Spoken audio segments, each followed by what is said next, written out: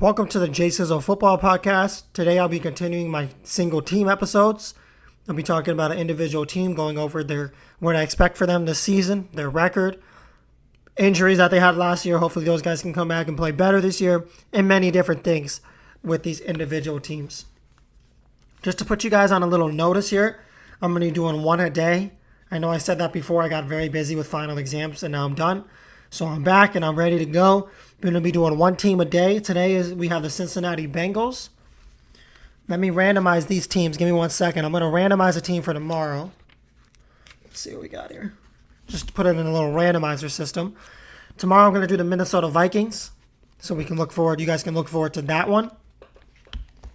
But as of today, I'm going to do the Cincinnati Bengals. So without further ado, let's get started.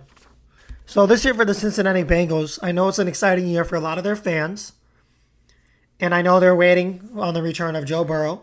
Obviously, last year he had the devastating injury. So they're waiting for Joe Burrow to come back. He should be back he will be back for week 1. He'll be ready to go 100%.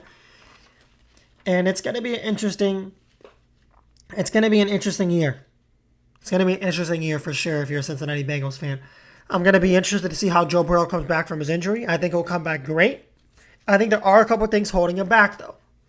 Let me go over his stats really quick last year so you guys can get an idea. Last year, he threw for 2,688 yards, 13 touchdowns, and 5 interceptions. You also got to realize he missed... I think he played 10 games, yes. So, Joe Burrow comes in this year after his horrific injury, but he's back 100%, and he should be ready to go.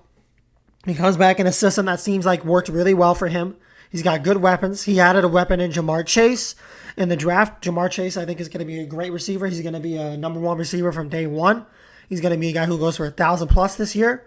I have a lot of faith in what Jamar Chase is able to do. What I don't have a lot of faith in is the offensive line for the Cincinnati Bengals. They had the number 5 pick in the draft, and they took Jamar Chase.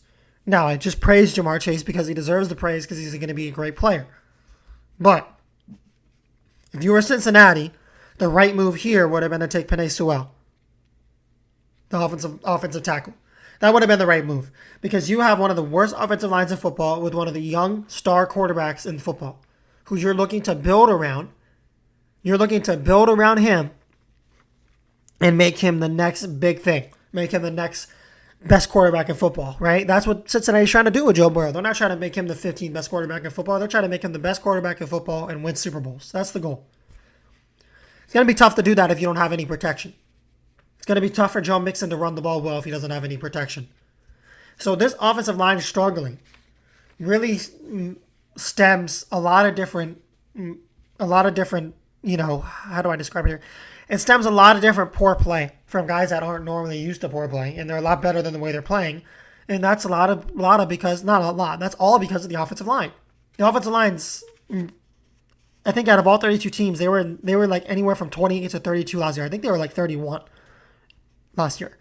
And yes, I know they added some guys on the offensive line in the second round that apparently were steals. I get that. But at the end of the day, you could have had a generational offensive lineman in Penei Sewell, and you could have adjusted the offensive line in a hugely positive way. Instead of being 28 in the league, if you took Penei Sewell and then you stuck with your second rounders that you took on the offensive line, you could have had an offensive line that instead of being 31 in the league, you're 18 in the league, or you're 17 in the league. That's a huge difference. A huge difference. Now, instead of being 31, you'll be 27. That's not really a big enough difference to make that much of a change and to help Joe Burrow and Joe Mixon enough in the backfield. Joe Burrow, like I said before, I think he's going to be a great quarterback. I really believe in him. But if this offensive line continues to hold him back, there's only a ceiling that he can reach, and it's a low ceiling. If he doesn't have enough time to get rid of the ball or have enough time to make magic happen, there's only so much he can do. If Joe Mixon doesn't have enough time to run the ball out of the backfield and make plays, because we know how talented and how good Joe Mixon is, there's only certain things Joe Mixon can do. Last year he averaged 3.6 yards a carry. That's terrible. That's not because of him. That's because the offensive line is not giving him any space to run the ball. It's all bunched up every time he runs. There's always 3 defenders in front of him every time he runs, and he has to try to make his way out of that. Now, he can make his way past 1 defender, but not 3. So that's kind of where the issues come in, right? That if you took Penei Sewell, you would have helped Joe Burrow's game. You would have helped Joe Mixon's game. Nothing against Jamar Chase because I know he's going to be a great player. It's just that's not what you needed. Sometimes, these teams don't draft the right way, in my opinion. Sometimes they draft too much. Oh, who's the best player available? Well, sometimes you need to draft for positional needs, right? Sometimes you need to look and you say, okay, we need this positional need because if we can get this position, he'll help out this guy and this guy and this guy. They didn't really think of that when they drafted Jamar Chase, I don't think. So it'll be interesting to see how that works out. Obviously, you have T. Higgins, who had an incredible rookie year last year. He went for 900 yards. He'll probably be their number 2, in my opinion. And then their number 3, Tyler Boyd, will drop down to their number 3. Tyler Boyd's had a very good career so far. His short career has been good. It's just been very injury riddled. So if he can stay healthy, we know he's a guy who can go for 800 to 1,000. I expect Jamar Chase to go for around 1,000. I expect T. Higgins to go for about 1,200. And I expect Tyler Boyd to go for like 850. So, you got a lot of weapons on this team. So it's going to be interesting to see how Joe Burrow moves the ball around to these different guys for sure. That's going to be an interesting sight to see. The tight end spot is a little weak for this team. You have CJ Uzoma. He got hurt last year. He had a significant injury last year, so hopefully this year he can come back and be stronger. But it's a tight end. Cincinnati has a tight end spot that you look at and you're like, okay, the way Cincinnati runs their offense, they don't really use a tight end that much, but they could use a tight end that plays a little better, right? I think CJ Uzoma is like a number 2 tight end or more of a blocker type of tight end. I think they could use a tight end that could give Joe Burrow a little more production in the catching game. So we'll see what kind of year CJ Uzoma has. Maybe I'm wrong about him. Maybe he has a better year than what I'm expecting this year, but we'll see. Got to be an interesting thing to keep an eye on for sure. So that's that for the offense. Let me move over to obviously they lost A.J. Green. You guys know he went to the Cardinals. I don't really think that will hurt this team that much because he wasn't giving them too much production the last 2 or 3 years because of his injury history and his age. So I don't think that loss is really going to hurt this team that much, to be completely honest with you. Let's move over to the defensive side of the ball. They had some additions this year on the defensive side of the ball. I know they added Ricardo Allen, who will really help at the safety spot. At corner, you added Chidobe Awuzie. Great player. He came from Dallas. I think he's very underrated. I think last year he kind of struggled without having another good corner on his side. He was used to having Byron Jones there for a couple years. But I think Chidobe will really strive with Cincinnati. I think he'll play really well. And I think I don't know if he's a true number 1 corner, but he's a really good number 2 corner if he's not a number 1 corner. So I think he'll strive with this team. I think he'll do really well, especially next to Mike Hilton, who's very underrated. He is a slot corner. I think he'll play well in the slot. And then, of course, on the outside, Chidobe will have the help of Trey Waynes, who's pretty solid, I think. I know he missed last year was supposed to be his first season with this team. He missed the year due to an injury in training camp. I think we know what he can do. He's shown a lot of potential and a lot of progress in his years in the league. So I expect a good year from him this year, and I expect Cincinnati's corner spot to be solid. Now at the safety spot, like I mentioned, you added Ricardo Allen. He's going to help a lot, I think, depending on how much he plays. If he does play a good amount, I think it will help. You have Jesse Bates. Well, let me get back to Ricardo Allen. I think Ricardo Allen will be more of a fill-in safety. He'll come in when Jesse Bates or Von Bell gets tired because both those guys are obviously better than Ricardo Allen. He'll fill in when those guys get tired, and I think he'll end up making a lot of plays for this team when he fills in because this team didn't really have a good safety to fill in when those 2 guys got tired last year and they had to stay on the field every single play. Now that you can bring in a guy like Ricardo Allen for a couple plays a game, he's going to help out. He's going to take the load off those guys for sure. Jesse Bates, one of the best safeties in football. I don't know how he didn't make the Pro Bowl last year. Very, very big snub in my opinion. He's one of the better safeties in football. He's a great cover guy. He's got good hands for a safety. He's a good tackler. He can do a little bit of everything. Von Bell, not the best cover guy. But I'll tell you this. Von Bell is getting better as a cover guy. He's not the best cover guy, but he's getting better to the point where he's getting to be a respectable cover guy. But he's an unreal tackler, an extremely hard hitter, great tackler, doesn't miss a lot of tackles. So he's a guy that this team relies on heavily to make plays in the secondary for Cincinnati, and I think he'll continue to make plays again this year. I have full faith in him. He's a great player. Now on to the defensive line. You have Trey Hendrickson, right? They added him this year. He was a big addition. He should really help his team on the defensive line or on the defensive end spot. He should help them get sacks, which is one thing this team struggled with last year. He should help them do that. You have Sam Hubbard, solid end. Yeah, I know his production dropped a little bit last year. I know he had an elbow injury, but I think he'll come back this year and play much better. He's got a lot of potential, in my opinion. You have DJ Reader, of course, the nose tackle. He had a season-ending injury last year, quad injury. Yes, it was a quad injury. So I expect him to come back this year, be fully healthy, and play better because we know what kind of production he gives when he's healthy. He's a good player. He should help. He should help their defensive line, in my opinion. So, overall for the Cincinnati team, it's just you have to look at the Cincinnati team in a way that they're very young. They have a lot of injury-prone players, which is not a good sign. But they're very young and they have a lot of things to prove still. They have a lot of potential, but they're injury-prone. It's going to be interesting to see this year, too, before I get into the schedule, with Zach Taylor, their head coach. This might be his last year. This might be his last chance to prove something to the league and prove that he can stay as a head coach. So that's going to be a very interesting thing for sure, to see if Zach Taylor can stay as the head coach after this year, to see what kind of record they have. If they have a bad record, I think he'll get fired. If they end up doing pretty well, they don't have to make the playoffs, but if they end up doing decently well, I think they'll keep him as a head coach because I don't think they expect to make the playoffs this year because, like I said, they're very young and they're very inexperienced. It's going to take some time. It doesn't happen right away. It's going to take some time, so we'll keep an eye out for that one for sure. Now let's go over the schedule really quick here. You open up week 1 at home against Minnesota. I think that's a loss. 0-1. In Chicago, I think that's a loss. 0-2. In Pittsburgh, 0-3. Jacksonville at home on Thursday night. That's going to be a fun one. 2 young quarterbacks. I think 1-3.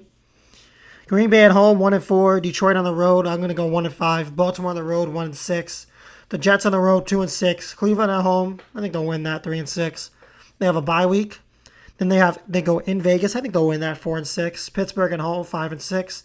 Chargers at home, 6-6. So I think they go on a little winning streak here. San Francisco at home, 6-7. Denver on the road, 6-8. Baltimore at home, 6-9. Kansas City at home, 6-10. Cleveland on the road, 6-11. So, you finish the year 6-11. I think Zach Taylor will probably end up losing his job. I think I don't know. It's weird because they have a very tough schedule. They're in a tough division. Cleveland's going to be good this year. Baltimore's going to be good this year. Pittsburgh is going to be a half and half. You don't know how good Pittsburgh's going to be. I don't expect Pittsburgh to do much, but I think they'll be a pretty solid team. Not playoff, but right near it. So, you got a tough division. You have a young, inexperienced team. I don't expect much from them this season. It will put them at 2 more wins than last year. Obviously, you guys know we have 1 extra game this year for every team. It will put them at 2 more wins than last year. So, obviously, it will help them in that regard, for getting the 2 more wins. I think they'll improve. I think Joe Burrow will have a decent year.